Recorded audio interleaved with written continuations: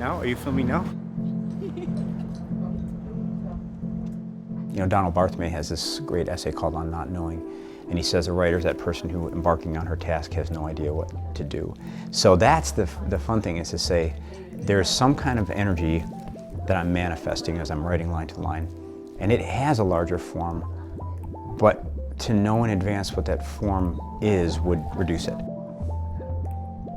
I came to Syracuse in '85, I think, to be a grad student, and in the romantic Syracuse ambiance, met my wife, and we got engaged in 3 weeks. And then also, you know, Carver was living here when we first came. Tobias Wolff was here.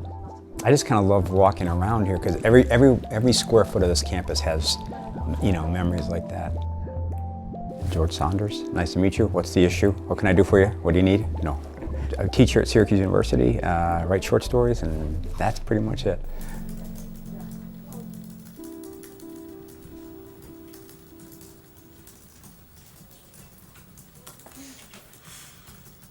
I'm not really a very acute thinker. I'm kind of poorly and lumpily read because of my engineering background. So if I start to try to prove something, I'm not very good at it. But I can intuit things pretty well. I have strong feelings.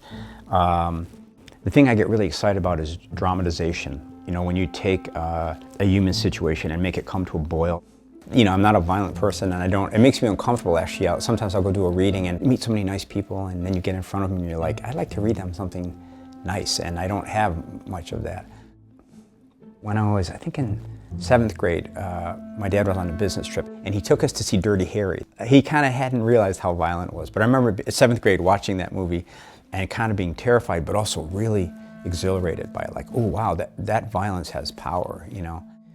That's been one of the things I've had to accept about myself, is that as much as I want to be that other gentler, wise, loving writer, whatever gentleness or wisdom or love I have, it only comes out in sort of extraordinary or cruel kind of scenarios. When you're writing a character, for example, your first draft is often, in my case, I'm often using the person to make jokes. You know, it's just some sort of looking down on the person and getting jokes out of his or her obvious flaws.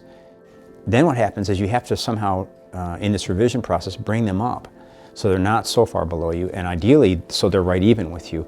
So we could understand that as a process of reimagining them. You know, how do you feel? What's your problem? Why are you so grouchy? Why are you, you know? And then they become more three-dimensional and easier to love. And so I think that act of reimagining them is love. And I find in real life the same thing. You know, somebody cuts you off in traffic, and first you just hate them. And then with a little distance, or maybe with a little discipline, you could say, well, wait a minute, I've done that. I've cut people off. In that moment, I wasn't a monster. I just was inattentive, you know. So then suddenly, instead of a hateful monster who's, you know, got an opposing political sticker on their bumper, they become you. That time you were inattentive. And then suddenly a lot of that, you know, goes out. I think, you know, it's a cycle. I found, you know, you start a story, it's stupid. You don't have any ideas, you're washed up, you're finished. Then you get a sliver of an idea, but it's kind of dumb. And then you start working, it becomes, oh, maybe all right. Oh yeah, I'm gonna finish the story. I did finish it. It's running, it's not terrible. You don't have any ideas. You know, you're back to the beginning. Is that what life is? It's just a series of enacting that cycle. And lately it's become kind of wonderful to say, yeah, okay, so now I'm at the point where I don't have any ideas. It's a crisis? No, it's not a crisis. You've been there before.